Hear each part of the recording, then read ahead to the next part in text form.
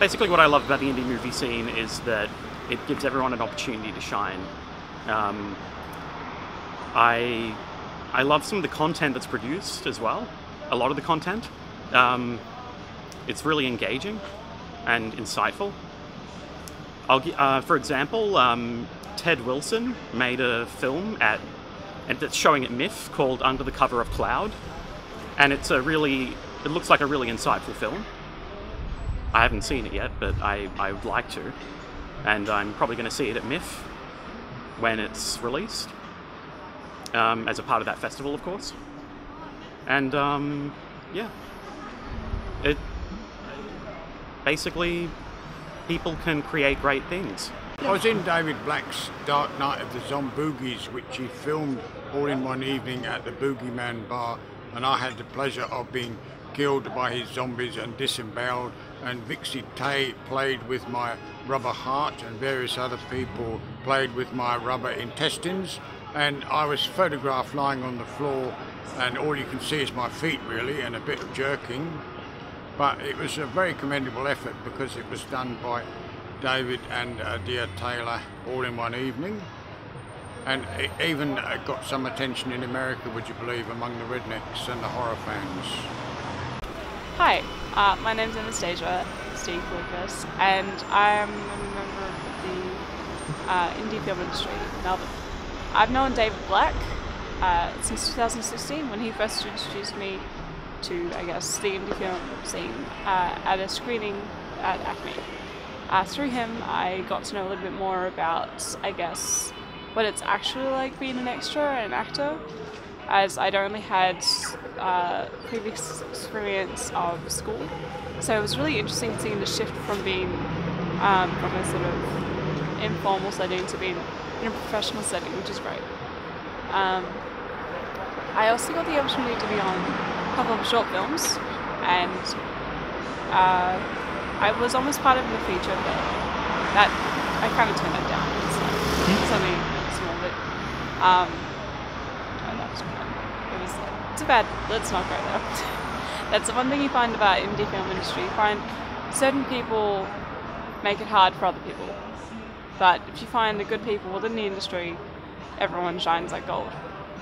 Like David Black. He always managed. He's a diamond in the rough, and he was always willing to give everyone a go, even though sometimes it isn't always the same for him. So I'm Damien Hatcher. I'm a local comedian. We live in Melbourne now, originally from country Victoria.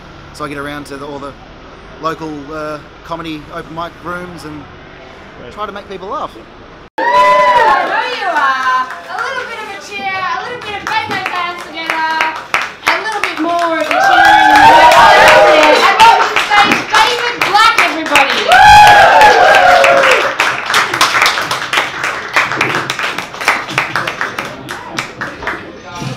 Thank you for that fantastic intro, Gabe. I hope I'm as good as you tonight. As mentioned, I'm normally in local movies. This is actually my first ever night doing stand-up. Thank you. The big difference that I can see with being on a movie set and doing stand-up is that if you die up here, they feed you rotten tomatoes, old cabbage and lettuce, and carrots.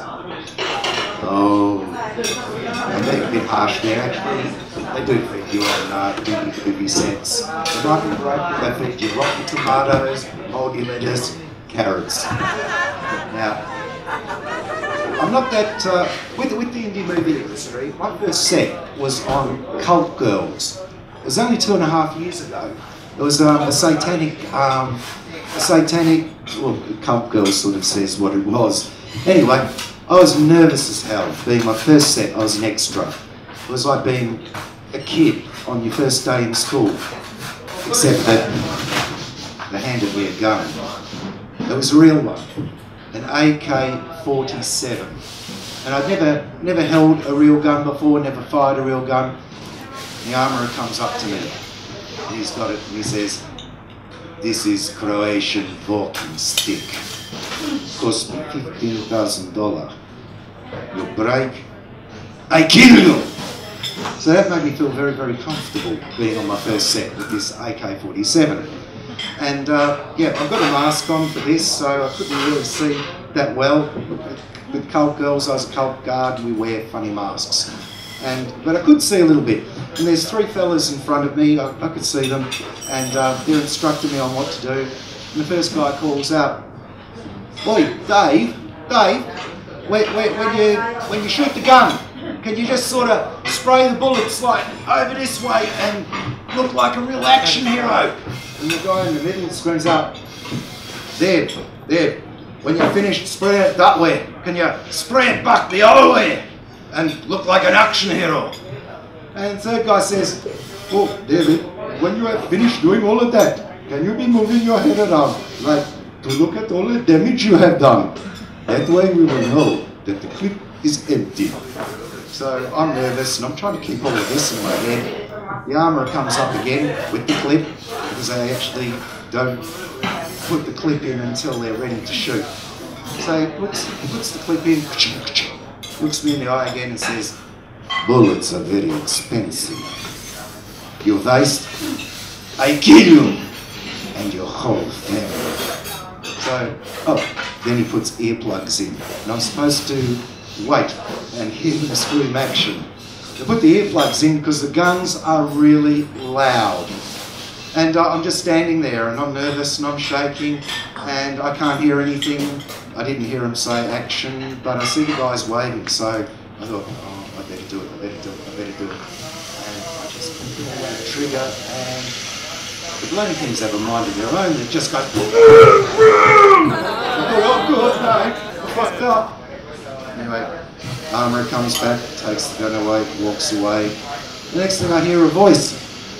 "Oi, David, that was fantastic. You know, you sprayed the gun this way, you sprayed the gun that way, and you did the whole jiggy jig thing, and oh yeah, and then you moved your head around perfect. Would you like some more camera time, mate? We've got another spot for you." So here I am, extra on my first set, and I really didn't do anything. The gun did it. Not that excuse has ever worked for anybody else that ended up in the court. So yeah, basically they said, now that you've shot the gun, you've got to do squibs. So does anyone here know what squibs are? You do? Yeah. When they say it with that Pommy accent, "Oi, you want to do some squibs?" When they say it with the Pommy accent, say, "Hey, you want to..." When they say it with that Pommy accent, say, "You want to do squibs?" It sounds really cute, but squibs is when you're shot and boom, all of the blood spurts out, right? And so basically what I'd agreed to is having explosions taped to me, one at the front, one at the back. And the way they get the blood is they have a condom and they fill it with fake blood. So when they go, this thing goes boom. And of course, it's a freezing cold night and I've got to strip off to get all of this stuff on me.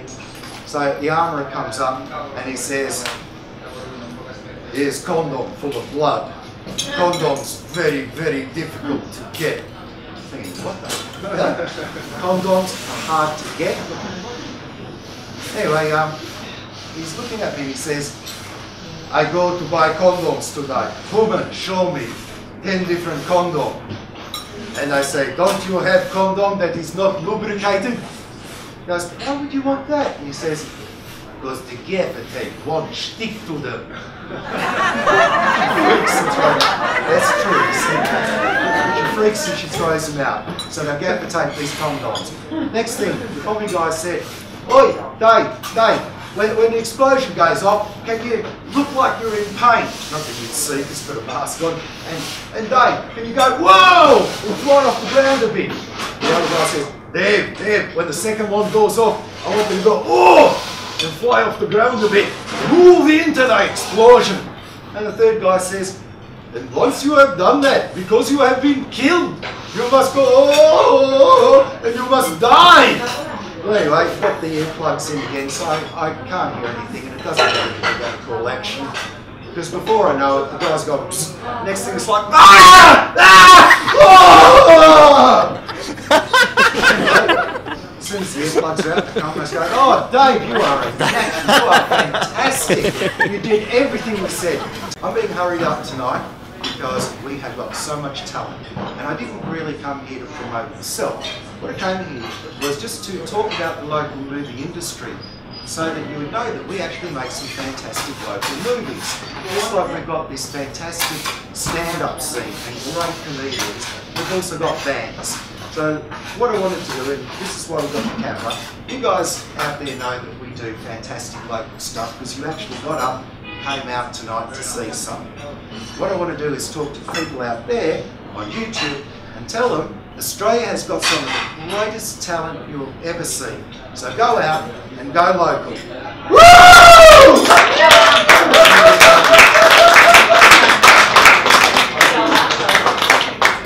Taking a bit to change. I was going to do something and I tried to leave. Oh, okay. Thank you. David Black, everybody. So I've been doing local stand-up for about 6 years now, and it's just, look, for me it's really enriched my life because it's really fun. It just gives you sort of, like, for me it's something I'm always working towards, something I'm doing, gets me out of the house, and yeah, I've met lots of lovely people, lots of lovely friends, and it's been just like so joyous. And it's really, there's comedy all over Melbourne.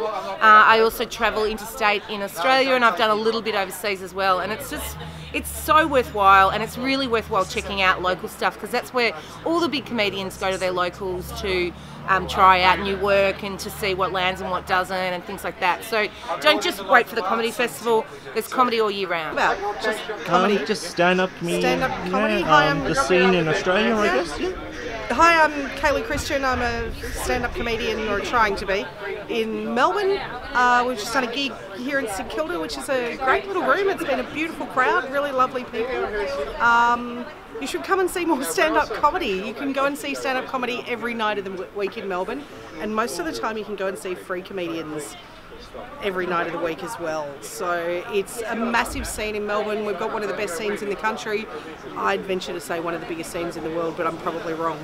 I'm biased. So come along and see some stand-up comedy anywhere, all the time. That'll do, I suppose. I'm Gabe Hogan. Sorry, too quick. Gabe Hogan. It's not Gabe Hogan.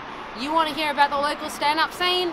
Run! Don't do it! It's horrible! It's the worst thing ever! No, really, I want all the gigs. Don't start being a comedian. I need the gigs. I need the money. I want the time, the spotlight, the sunshine. It's all about me. No, do it, because it's like the most amazing thing. You meet new people. You make people laugh. You're on stage. You got the microphone. Nobody can talk because it's you, and that's the best thing ever. Like, I am like one of 3 kids, and always everybody else like got their first like choice on who sits in the front seat, who sits in the back seat.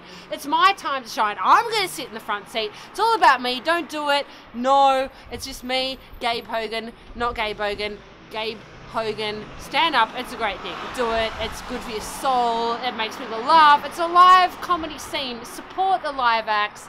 You've not asked a question. I have no trouble talking. How much longer have I got? Okay, I should probably get an Uber now. Thank you. I'll see you on the circuit. Great. Awesome.